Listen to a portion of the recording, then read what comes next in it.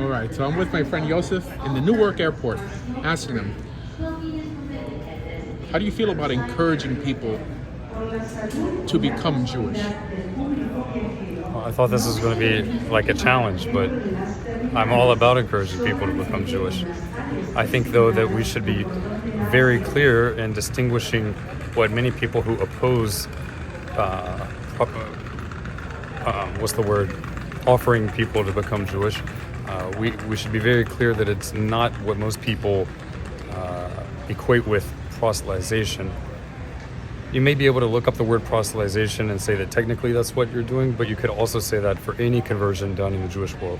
But what I think most people are opposed to when they say proselytization, in their mind, they're imagining like an aggressive, annoying kind of almost offensive push. Door to door. Almost. Yeah.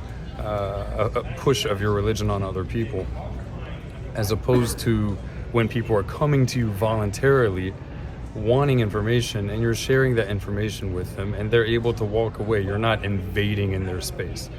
And especially with the Jewish people, the term proselytization has got negative connotations due to the centuries of forced conversions upon Jews or extreme pressure to convert, where if they refused, in the best scenario when they wouldn't be killed, they would continue to suffer persecution.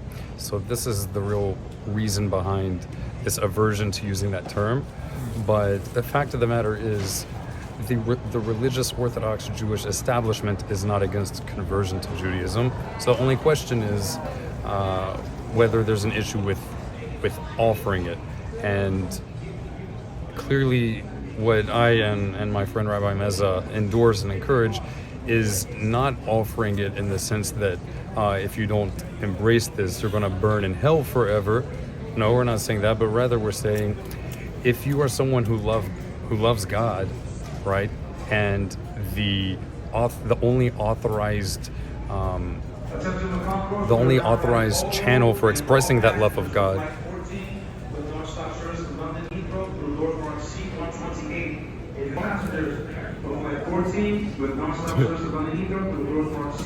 Yalla. Continue. Unpause. Pause. So, we're not pressuring people. We don't believe in pressuring people to convert by the means that comes to most people's minds, where it's like a social pressure, where if you don't become Jewish, then... So, in Jewish law, is there anything prohibiting, let's say, encouraging someone to love God to such an extent that they should want to become Jewish, or if they're already, in a commitment, that whether in belief and in practice with the God of Israel, that they should go further and consider becoming Jewish and remaining what other... There's no prohibition. You only have to the contrary. You have the Rambam where he says that a non-Israelite who commits to be circumcised, he says that if that non-Jew, he hasn't even officially converted yet, if he allows, that means beyond, within his control, right, he allows a whole year to pass without being circumcised. It says he's kamin ben agoyim, he's like a heretic among the nations.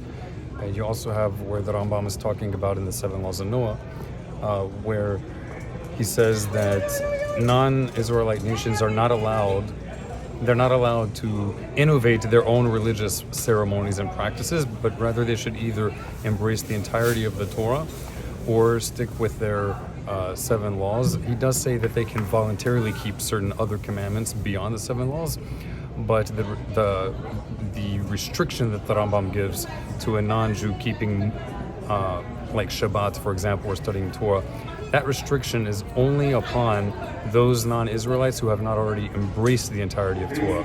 So if you have someone who's embraced the entirety of Torah, then that restriction doesn't apply to them.